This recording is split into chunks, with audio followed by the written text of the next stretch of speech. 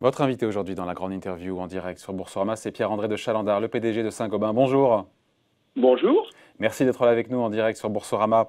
Alors, vous avez publié vos comptes, c'était notamment votre chiffre d'affaires pour le premier trimestre, jeudi, il faut être précis, chiffre d'affaires. En recul de 9,8%, on est précis au premier trimestre, moins 4,9% à taux de change, comme on dit, et périmètre comparable, 9,4 milliards d'euros. La question que je me posais, c'est de savoir quelles sont les zones ou les activités où vous avez plus ou moins souffert sur ce premier trimestre. Alors d'abord à fin février, on était en avance par rapport à l'année dernière, donc on avait bien démarré l'année. Et donc là, malgré la Chine en février, globalement on était en croissance. Et donc la baisse de 4,9% que vous avez indiquée, elle vient essentiellement de la deuxième quinzaine de mars. Et on a, avec une situation qui est extrêmement variable selon les régions et variable selon les marchés, et qui évolue extrêmement rapidement. Donc, si je prends la situation plutôt à mi-avril qu'au 31 mars, ça a déjà beaucoup changé, je dirais qu'aujourd'hui, la France, qui s'était arrêtée vers le 22 mars, est repartie progressivement. On est à peu près à 50% d'activité aujourd'hui en France. Nos points P, tous nos magasins sont ouverts.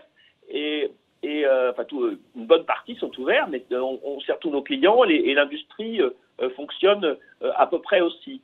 Toute l'Europe du Nord fonctionne très bien et en fait, y compris à fin mars, on était en croissance dans les pays nordiques, on avait une bonne activité en Allemagne. L'Angleterre est arrêtée, elle reprend depuis vendredi et aujourd'hui. L'Italie est assez arrêtée, l'Espagne est repartie aussi récemment, elle est déjà à 50%. Et puis ailleurs, c'est aussi très disparate. La Chine, on est déjà au-delà de l'année dernière, à mi-avril, en activité. Et le reste de l'Asie, c'est à peu près correct, surtout au nord. Les États-Unis ne souffrent pas trop et l'Amérique latine est très basse. Et l'Inde est arrêtée complètement. Donc vous voyez des situations. Tout ça, ce que je vous décris, c'est les marchés de la construction qui sont très variables d'un pays à l'autre. Alors notre marché, le marché de l'automobile, on a nos ventes de verre pour automobile, c'est une partie beaucoup plus faible du groupe, 8% du groupe. Là, tout est arrêté dans le monde, à l'exception de la Chine. Donc une situation, et la situation est très mouvante, parce que je vous aurais parlé il y a 15 jours, je vous aurais dit la France plutôt à 25-30%, et je vous aurais dit l'Angleterre complètement arrêtée. La bonne nouvelle de la semaine dernière, c'est que l'Angleterre est en train de redémarrer. Donc ça change très très vite. Donc ça change très vite, mais j'ai envie de dire, vous êtes dans une meilleure perspective ou optique aujourd'hui qu'il y a 15 jours, et en même temps vous avez annoncé que le deuxième trimestre serait dans le rouge, avec une baisse qui sera, c'est difficile de s'exprimer, mais plus ou moins prononcée que les moins 5% du premier trimestre en termes de chiffre d'affaires. Ah non, la baisse d'activité au deuxième trimestre sera plus forte que moins 5%, puisque nous avons toute une série de pays qui sont à l'arrêt et d'autres qui sont à mi-activité. Donc, si vous voulez, sur le premier trimestre, on a eu l'impact de 15 jours sur 3 mois. Donc, mais le deuxième trimestre sera un point bas, hein, et je pense que le point bas, en fait, c'est le mois d'avril. Et que ça repart, là on est plutôt dans une phase où ça redémarre progressivement avec des rythmes très différents selon les pays. Ça redémarre progressivement en même temps. En Chine, c'est intéressant d'être présent en Chine. La Chine, c'est quand même le pays qui était le premier à sortir de son confinement. Je ne sais pas, je vous ai lu, mais vous avez dit que ça redémarrait fort en Chine. Alors en Chine, si vous voulez... Là, vous le disiez tout à l'heure indirectement aussi. Hein. Oui, l'activité automobile en Chine, on n'est pas encore tout à fait au niveau de l'année dernière, mais on y sera entre mai et juin. Et par contre, l'activité de la construction, là, à l'heure où je vous parle, on est déjà en rythme d'activité au-delà de l'année dernière. Donc oui, la Chine, il y a une reprise sur le plan domestique assez sensible. Au vu de la Chine, on pourrait être très optimiste sur le deuxième semestre. Simplement, moi, je reste prudent parce qu'il y a beaucoup, si vous voulez, d'inconnus. Donc on ne sait pas très très bien ce que sera la reprise. Mais on s'attend clairement à ce que les choses aillent mieux qu'au mois d'avril dans les mois qui viennent. Certes, mais il y a ce gros débat pour savoir si la reprise en Europe, aux États-Unis, ressemblera plus, vous savez, à une lettre. On parle des lettres, le U, oui. Où c'est plutôt mou, et le V où ça repart. A priori, le V, c'est peu probable. En même temps, ce que vous nous dites sur la Chine, c'est que c'est de bon augure, ce qu'on voit manifestement ce qui se passe en Chine pour le déconfinement en Europe, non? Les lettres, moi je ne sais pas, il en faudrait beaucoup d'autres si vous voulez, parce qu'en Chine c'est un V. Si je prends l'Allemagne et les pays nordiques, on n'est pas descendu. Et la France, c'est plutôt si c'est un V, c'est un V, mais qui est très, oui, c'est plutôt un U pour l'instant. Voilà. Mais on a commencé à reprendre, on est déjà dans la jambe qui remonte, hein, puisque vous dites, on est à peu près à moitié. Mais ce qui se passe en Chine, en tout cas, est une bonne surprise et peut-être de bon augure. Encore une fois, je ne dis pas que je cherche du positif partout, mais... Je reste prudent, c'est pour ça que vous avez vu, on n'a pas voulu faire de pronostic sur l'ensemble de l'année. Ouais. Mais effectivement, ce qui se passe en Chine pour nous, et je refaisais le point encore ce matin, si vous voulez, puisqu'on est en train de préparer les mesures de déconfinement. Les Chinois qui sont déjà déconfinés depuis un mois, et bien maintenant, ça y est, depuis quelques jours, ils vont de nouveau au restaurant. Alors, ils vont au restaurant avec des masques, mais si vous voulez, l'activité, non seulement sur le plan économique, mais dans la vie quotidienne en Chine, commence à se rapprocher de la normale. Alors, ce qui a surpris les marchés, Pierre-André de Chalandard, c'est le fait que vous avez décidé de ne pas verser de dividendes cette année au titre de l'année de l'exercice 2019. Mais vous aviez la liquidité pour le maintenir. Pourquoi ce choix? Oui, on avait la liquidité pour le maintenir, mais si vous voulez, encore une fois, c'est une décision très exceptionnelle, c'est une décision de prudence qu'a pris le conseil d'administration, sachant qu'il y a des inconnues très fortes sur le reste de l'année. Si vous voulez, on ne peut pas se payer plusieurs mois comme le mois d'avril. Et donc, on a préféré supprimer le dividende et en disant qu'on reverrait la situation à l'automne. Ah, parce que vous auriez pu, dans un premier temps, le réduire comme l'ont fait certains groupes, plutôt que carrément le supprimer. Hein. Oui, écoutez, on a préféré avoir la plus grande prudence avec une clause de revoyure en fonction de la situation. Clause de revoyure, donc c'est pas fermé à l'automne peut-être finalement de verser un dividende. Non, on verra la politique de retour à l'actionnaire à l'automne. D'accord, mais vous n'excluez pas au final de verser en fin d'année un dividende exceptionnel au titre de l'exercice 2019? Rien n'est exclu, ce sera pas sur les comptes de 2019, mais on peut tout à fait faire un dividende exceptionnel, comme vous venez de le dire. Donc pour vous, c'était vraiment nécessaire parce que sinon, si vous l'aviez versé, ça aurait pu mettre le groupe en danger ou c'est pour des raisons, je ne sais pas, d'éthique aussi, parce que le groupe met en place un chômage partiel pour certains de ses salariés et donc voilà, non? Alors c'est un élément qui a joué, mais je pense que surtout, si vous voulez, c'est que on est actuellement dans une optique de préservation du cash dans tous les domaines. Donc on a aussi, on baisse à très court terme nos investissements de façon importante, 500 millions. Donc on est dans une situation où on ne sait pas du tout quelle va être l'ampleur. Je vous ai dit le schéma de la Chine, mais on ne sait pas si ça va être comme ça ailleurs. Et donc dans l'incertitude aujourd'hui, on a préféré être très prudent. 500 millions, vous le disiez, effectivement, d'investissement réduit cette année sur une enveloppe de combien pour mettre les choses dans leur contexte? Sur une enveloppe de 1,6 milliard prévue au départ pour cette année. Ah, quand même, c'est un tiers. Un tiers. Oui, oui. Ah, c'est pas rien. Si vous voulez, au deuxième trimestre, on a vraiment réduit très très fortement les investissements. On a repoussé tout ce qu'on pouvait repousser pendant les 3 mois de la crise sanitaire. Pour préserver le cash. Pour préserver le cash. À l'inverse, si vous voulez, on veut préserver les compétences. C'est pour ça qu'on a recouru dans les pays où on pouvait le faire partout à des systèmes de chômage partiel, parce qu'on veut garder nos compétences s'il y a une reprise sensible, comme on l'a fait en Chine. Combien de salariés du groupe? Il y a 170 000 pour le coup, je crois, salariés dans le monde. En France, il y en a combien? Oui. Et combien sont quelle proportion? Il y en a à peu près 45 000. Et sur ces 45 000, combien est en chômage partiel? Ça dépend des semaines, donc c'est très difficile mais c'est quand même assez significatif, mais ça dépend des semaines. Aujourd'hui, si vous voulez, comme je vous l'ai dit, l'activité en France, c'est à peu près 50%. Donc vous suivez le taux d'activité finalement? Pardon? Vous suivez le taux d'activité par pays? Alors, ce que je suis très fort, c'est le taux d'activité. Après, si vous voulez, il y a beaucoup de gens qui sont en télétravail aussi. Ouais.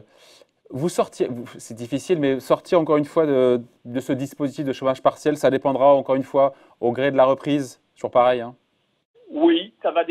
Mais si vous voulez, quand je regarde entre la semaine dernière et cette semaine, toutes les choses vont dans la bonne direction, si vous voulez. Donc on est assez optimiste de ce point de vue-là. Je ne connais pas encore l'ampleur, si vous voulez, de cette reprise. Ouais. Vous avez décidé dans le même temps, Pierre-André de Chalandard, de réduire de 25% votre rémunération tant que les salariés du groupe, justement, sont en chômage partiel. Ça a été une évidence tout de suite, encore une fois, de faire ce geste de solidarité ou voilà, l'injonction du gouvernement vous y a un petit peu aidé? Oui. Non, si vous avez, je crois que j'étais les premiers à le faire et à le dire. Et après, effectivement, comme la FEP a donné des instructions, des recommandations qui étaient en ligne avec un peu plus que ce que j'avais fait, je me suis aligné sur la position de la FEP dans un deuxième temps. Pour moi, je l'ai fait pour des raisons internes de solidarité. Ouais. Pardon, je reviens à la Chine parce que je repense à ce chiffre que j'avais lu.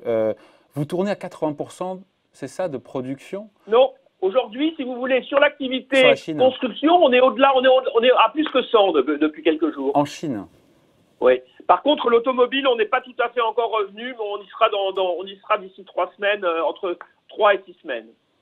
Mais quand même, ça doit quand même vous rendre confiant. Vous êtes prudent, vous avez raison, il faut l'être. Oui, il y a de quoi être confiant ça me rend quand à on la entend fois ça. confiant, mais à la fois je suis très prudent, parce que si vous voulez, une semaine de confinement, ça coûte extrêmement cher.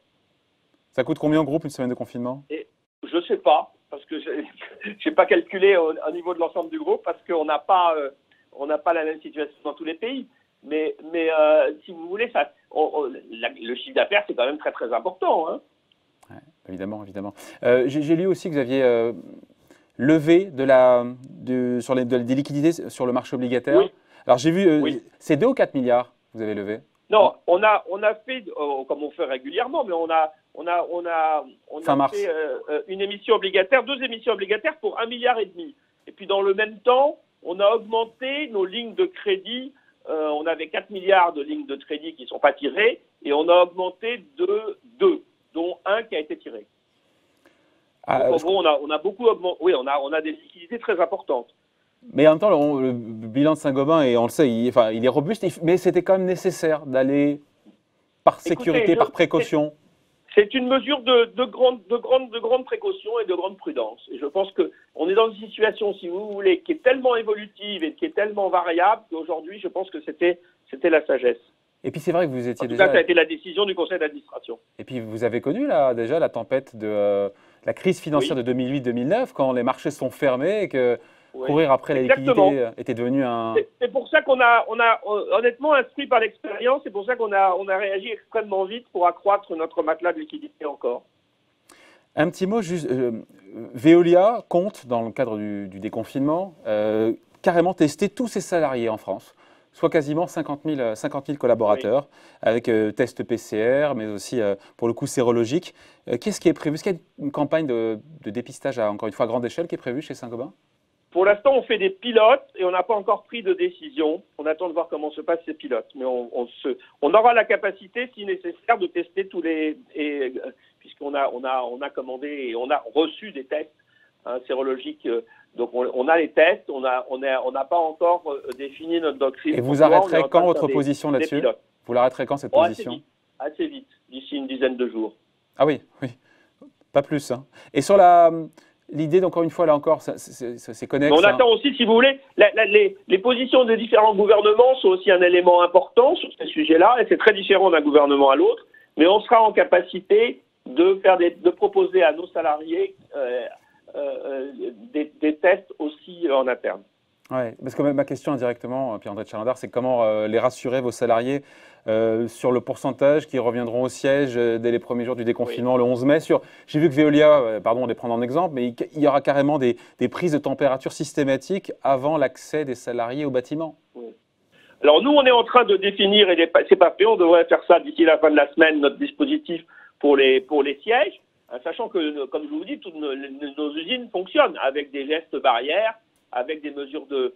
Et pour les sièges, si vous voulez, moi, ce qui me rend relativement serein sur les sièges, c'est qu'aujourd'hui, les sièges travaillent tous en télétravail. Et donc, on va pouvoir avoir une assez grande flexibilité. On ne va certainement pas faire revenir tout le monde en même temps. Donc, on va pouvoir avoir une flexibilité. Je pense que le télétravail va rester une composante significative pendant un moment. D'ailleurs, peut-être même de façon durable. Et donc, mais c'est intéressant, ça. C'est intéressant. Quels enseignements, justement, vous tirez du télétravail? Est-ce que c'est un levier de productivité? Est-ce que c'est par défaut? Ou est-ce que, justement, ça pourrait se généraliser? C'est ce que vous nous dites en creux, là. Hein. Ah, écoutez, moi, je trouve que ça fonctionne très, très bien. Donc, ça, à mon avis, ça peut devenir, à terme, une composante significative. Moi, si vous voulez, j'avais beaucoup de gens autour de moi qui le faisaient. Ça fonctionnait plutôt bien. Il y avait un certain nombre de réticences d'un certain nombre, mais je crois que ces réticences, elles ont été largement levées. Alors, le télétravail ne remplace pas tout. On a besoin de contacts physiques, hein, mais je pense qu'il y a beaucoup de choses qu'on s'aperçoit, auxquelles on est plutôt plus productif sur un certain nombre de choses. En tout cas, c'est ce qui me revient de mes collaborateurs en télétravail. Moi, je suis en télétravail aujourd'hui pour les Ah, vous pilotez Saint-Gobain depuis chez vous? Je pilote Saint-Gobain depuis chez moi, au téléphone ou en vidéoconférence, 14 heures par jour, oui. C'est presque plus fatigant que quand on était au bureau, mais ça fonctionne assez bien. On a par exemple tous les 2-3 jours, on a un comité exécutif où on fait le tour du monde pour échanger sur ce qui se passe dans les différents pays. Et ça nous a permis, si vous voulez, comme les pays sont à un stade d'avancement, ça nous permet d'ajuster nos mesures, de bénéficier des expériences des uns et des autres. Donc on est vraiment en temps réel à l'échelle de la planète aujourd'hui en télétravail. Bon, et je repense à parce que j'avais en tête les salariés qui sont au siège, mais sur la sécurité, encore une fois, des salariés qui sont sur le terrain. Oui. Qu'est-ce qui est mis en place aujourd'hui? Qu'est-ce qui pourrait changer demain? Alors, d'abord, on a mis en place tous les gestes barrières qui ont été recommandés par les autorités sanitaires. Moi, j'ai fait un certain nombre de visites sur le terrain. J'ai été frappé de voir à quel point c'était très bien appliqué. Alors, je ne vous dis pas que c'est parfait à 100%, mais globalement, c'est très bien appliqué. Et c'est facilité par, si vous voulez, la culture de sécurité. Dans le monde industriel, on a l'habitude de travailler sur la sécurité. Et donc, là, il y a une grande discipline qui existe. Et donc, ça s'est bien passé. Et ça s'est d'autant mieux passé que, comme vous le savez, chez Saint-Gobain, on a une forte tradition de dialogue social. Et donc, on a communiqué et mis en place toutes ces mesures qui sont adaptées site par site, dans le détail, avec les IRP. Et ça s'est très bien passé. Les institutions représentatives du personnel, les IRP. Oui. Je disais aussi, chez Engie, le port du masque obligatoire à partir du 11 mai, est-ce que ce soit sur au siège ou sur le terrain. Quelle est votre politique là-dessus? Oui.